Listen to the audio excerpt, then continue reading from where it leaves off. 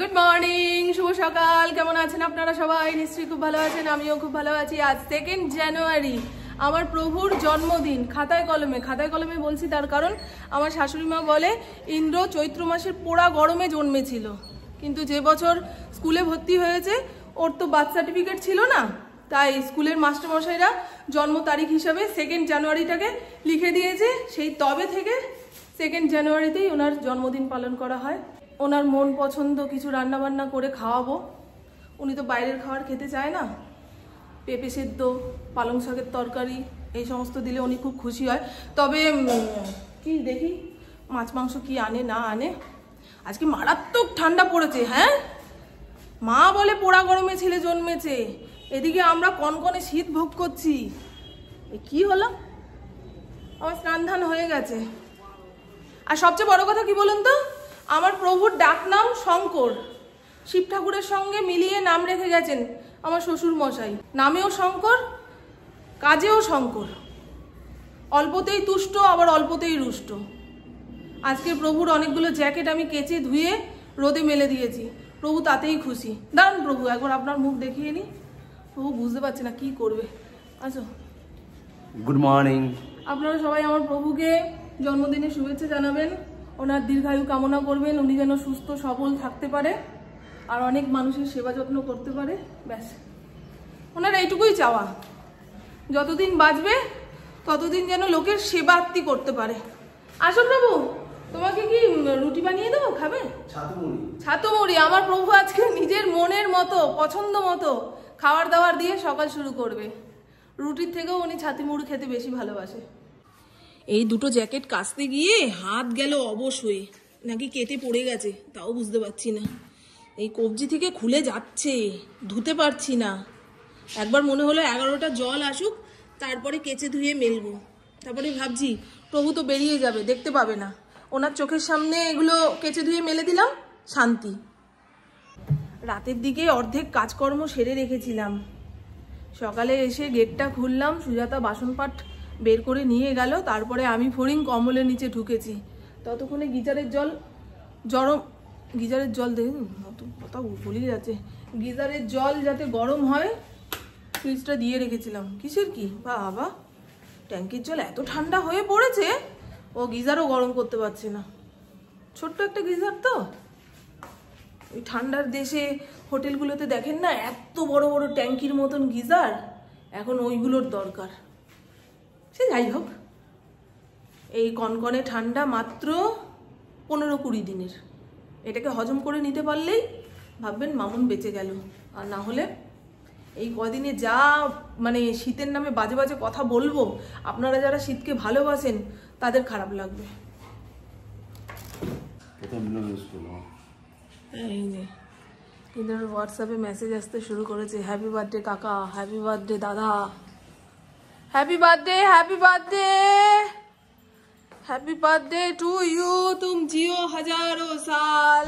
পুকুর নাকি গায়ে পায়ে খুব ব্যথা করছে, তাই উঠতে দেরি হবে। আমি আমার চাটা বেড়ে খাই, এরপরে রান্না বান্না আছে।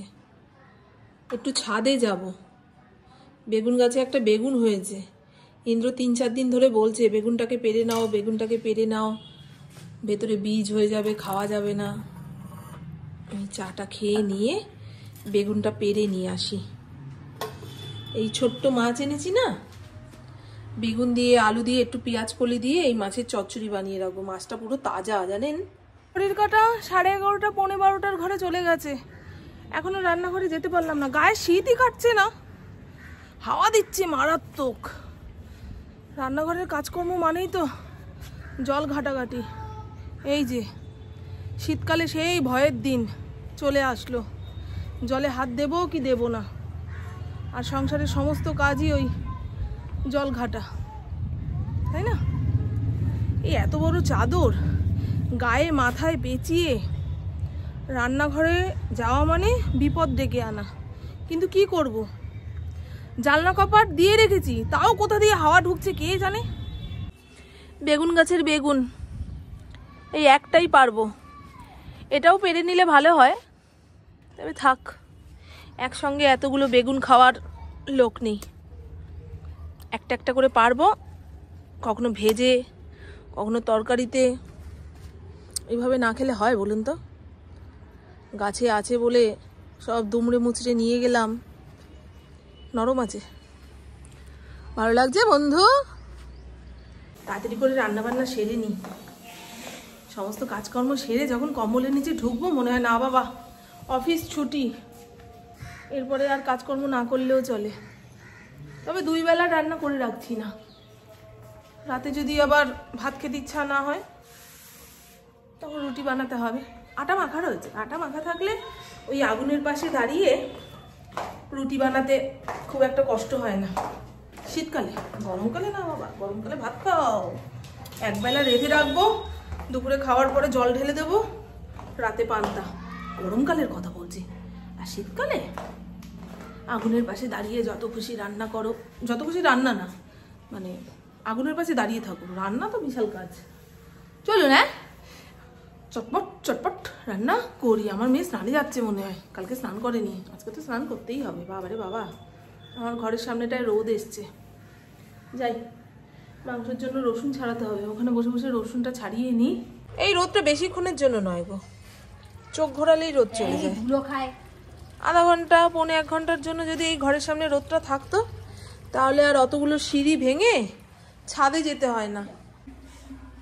প্রায় 2 থেকে 3 বার এই ছোট মাছের গায়ে লবণ দিয়ে ঝুড়ির মধ্যে ঘষা দিলাম, সমস্ত আঁশ উঠে গেছে, পুরো পরিষ্কার। এই মাছের আর প্যাটকা পুটকা গালতে পারবো না, তাহলে মাছ গলে যাবে।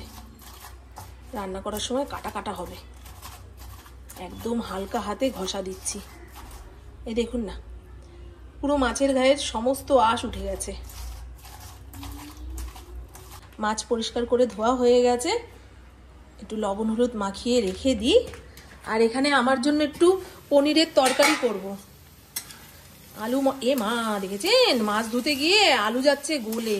আয় ঠাকুর, কালারটা কি সুন্দর এসছে দেখুন, খালি কাশ্মীরি রেড চিলি পাউডার দিয়েছি। এখানে পনির ভেজে তুলে নিয়েছি, মাটন মশলা দিয়ে মাখিয়ে ঝুঁকিয়ে রাখলাম। এই তো রান্না প্রায় অর্ধেক হয়ে গেছে। হরিঙের ভাত করে ফেললাম, আর কি এরাম কড়াশুটিটা দিয়ে। আর এই তো বন্ধু, ইন্দ্রর জন্মদিন উপলক্ষে কি কি রান্না বান্না করেছি না করেছি সেটার এক ঝলক দেখিয়ে নিই। গাছের বেগুন যে এনেছিলাম মাছের মধ্যে কিছুটা দিয়েছি, আর 2 টুকরো ভেজে রেখেছি। এখানে পনির আলুর তরকারি, কড়াইশুটিও দিয়েছি, দারুণ খেতে হয়েছে। এটা আমার জন্য।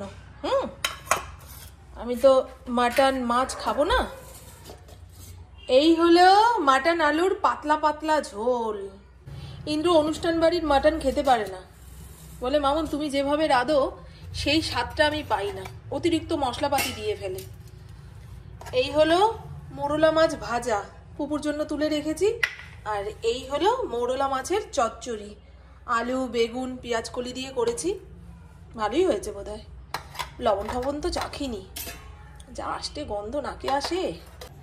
এইটুকুই রেঁধে বেড়ে আয়োজন করতে পেরেছি। এর থেকে বেশি পদে রান্না হলে ইন্দ্র খেতেও চায় না। আর তার থেকেও বড় কথা, আমাদের বুঝতে হবে যে আমাদের মায়েদের বয়স হয়েছে, তারা আমাদের জন্মদিন মনেও রাখতে পারবে না, জন্মদিনে যে কিছু আয়োজন করে দেবে সেটাও পারবে না। তাই আমরা দুজনের জন্মদিনে যেটুকু পারি সেটুকুই করি। এখন পুপু বড় হয়েছে, রাতের দিকে কেক আসে আর পুপু নিজের হাতে পায়েস বানায়। আগে আমি বানিয়ে দিতাম ইন্দ্রর জন্মদিনে একটু পায়েস, এখন পুপু রান্না বান্না শিখেছে। আমার জন্মদিনেও ও পায়েস বানায়, ওর জন্মদিনে আমি পায়েস বানাই, আর ইন্দ্রর জন্মদিনেও বানিয়ে দেয়। বাবাকে ফোন করে দেখ না, তার কি আসতে দেরি হবে?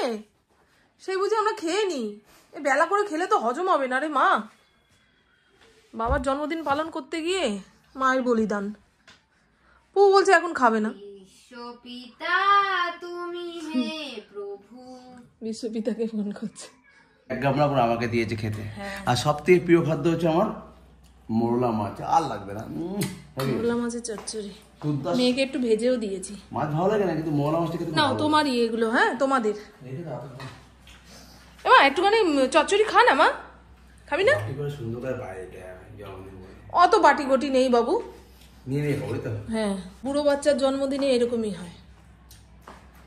কি আমাদের মা বাবা আমাদের সঙ্গে রয়েছে যে আমাদের সাজিয়ে গুজিয়ে খেতে দেবে?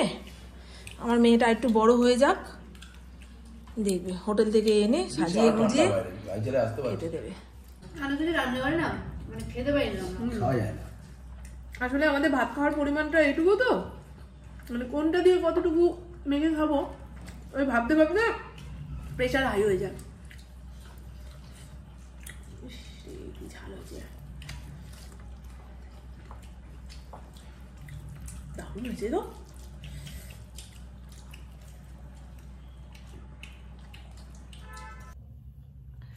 Good evening. এখন সময় সন্ধে 9, রাত্রির 8টা। এতক্ষণ যাবৎ কম্বলের ভেতরে পা ঢুকিয়ে বসেছিলাম। পুপু বিকেলে চাটা করে মুখের সামনে ধরলো, তাই খেলাম, না হলে বাবা কম্বল থেকে পা বের করতেই ইচ্ছা করছে না। ইন্দ্রর জন্য জন্মদিনের কেক কি আনবো, ঘরে একটা পেস্ট্রি রয়েছে।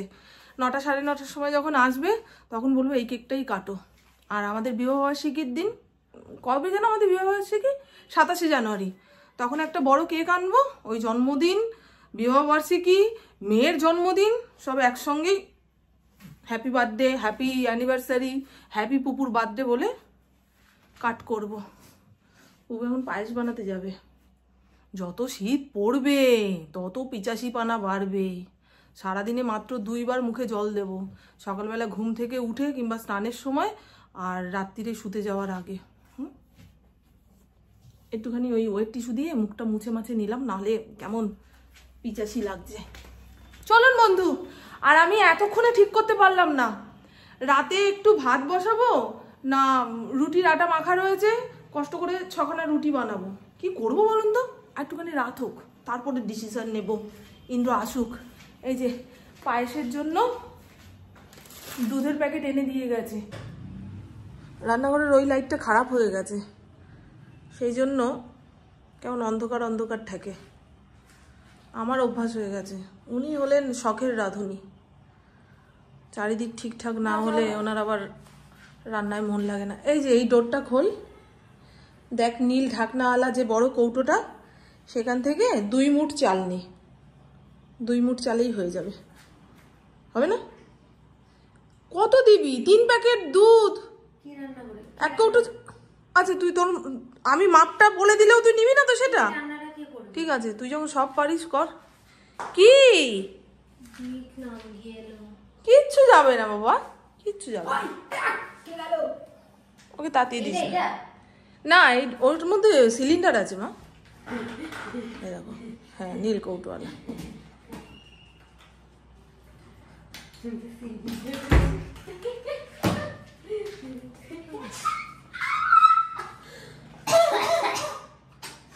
উল্টা চিটকুট দেয় না জানিস, মা অসুস্থ হয় উল্টা চিটকুট দিলে। কন মেরি মা হ্যায়, এটার মধ্যে মাখো। হ্যাঁ একটু পারলি পারি সবই। তারপরে এই প্যাকেটগুলো ধুয়ে ধুয়ে একটু জল দিবি।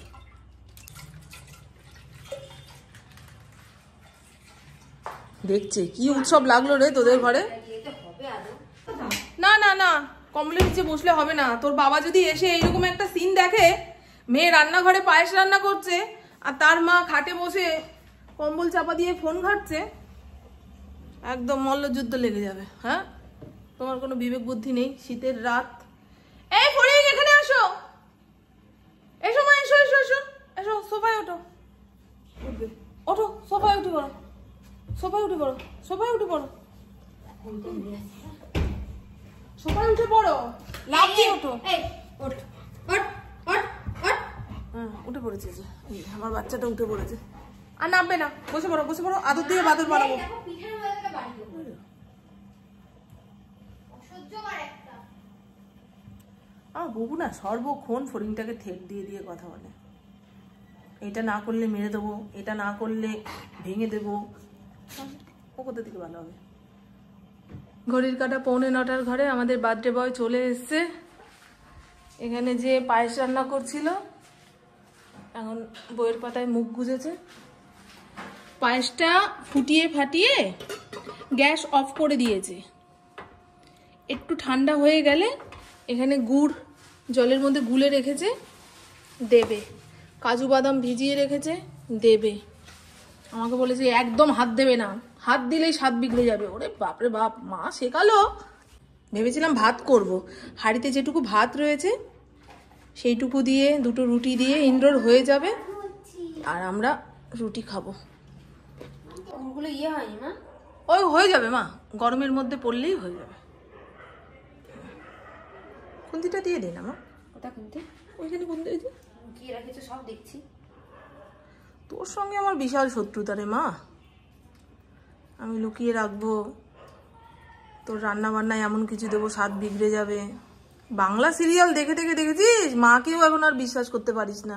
আর তুমি ওই পাকিস্তানি সিরিয়াল দেখে দেখে এরকম করে দিয়েছো যে তুমি কাউকে ভরসা করতে পারো না।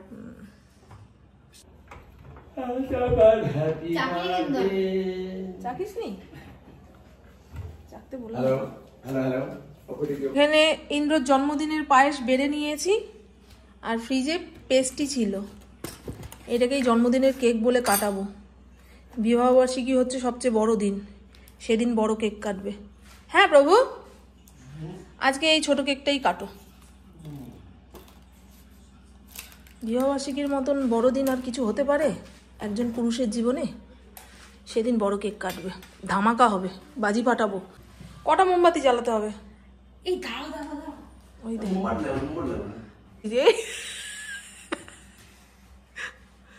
Happy birthday to you. মোমবাতি নেই, সরি। সামনে না, এইটুখানি কেক জন্মদিনে? তুমি তো কেক খা। হ্যাপি বার্থডে টু ইউ, তোকে হ্যাপি বার্থডে ডিয়ার ভাই ইন্দ্রজি, হ্যাপি বার্থডে। ওকে দেবে না। হ্যাপি বার্থডে টু ইউ, দেখতে দেবো না? Happy birthday to you.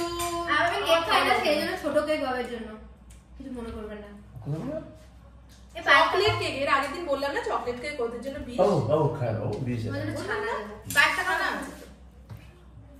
ছানা আছে, ওর জন্য ওকে ছানা দেবো। একটু ছাড়ান দিনে। Happy birthday to you dear husband, happy birthday to you. চলো, বাঙালির প্রথা অনুযায়ী জন্মদিনের পায়েস একটু মুখে দিতে হয়। দাও, ফু দাও ফু দাও। আজ আমার জীবন সার্থক। কেন? এক বছর বাড়লো। জীবন সার্থক হয়ে গেল তার জন্য? আমাদের ঘরটা না পুরো অন্ধকার অন্ধকার, রান্নাঘরের লাইটটা জ্বলছে সূর্যকে আমি ঘরে এনে দেবো। না না, রান্নাঘরের লাইটটা জ্বলছে না তো কয়দিন ধরে। তো চলুন বন্ধু, ইন্দ্র জন্মদিন আজকে ঠিক এইভাবেই কাটলো। আর জন্মদিনের দিনগুলো দেখবেন কি তাড়াতাড়ি ফুরিয়ে যায়। এই সকাল হলো, এই রাত্রির হলো, একটু পরে 12টা বাজবে, ব্যাস হ্যাপি বার্থডে টু ইউ শেষ। তো আমার বকবক আজকের মতন এইটুকুই। আপনারা সবাই খুব খুব খুব ভালো থাকবেন, নিজের শরীরে খেয়াল রাখবেন, সুস্থ থাকবেন, আর অল টাইম স্মাইল করতে হবে। টাটা, খুব ভালো থাকবেন। আর আমি যেটুকু পেরেছি আয়োজন করেছি, এর থেকে বেশি করতে হলে ইন্দ্রর মাকে ডেকে আনতে হতো। জন্মদিন শেষ, কেকটা কাটা হয়ে গেলে ওর টর্চার শুরু। দেখুন, টেবিল থেকে কিছু সরাতে পারলাম না, এদিকে জলের বোতল টোতল নিয়ে রেডি। এখন উনি খেতে বসবে, মানে 2 মিনিট ওর হাতে সময় নেই। আমি কেকটা কাটলে কেন? 12টার সময় কাটতে তো শুরু হয়ে যাবে। তাহলে বুঝতে পারছো সারাদিনে কত ভুল ভ্রান্তি করো।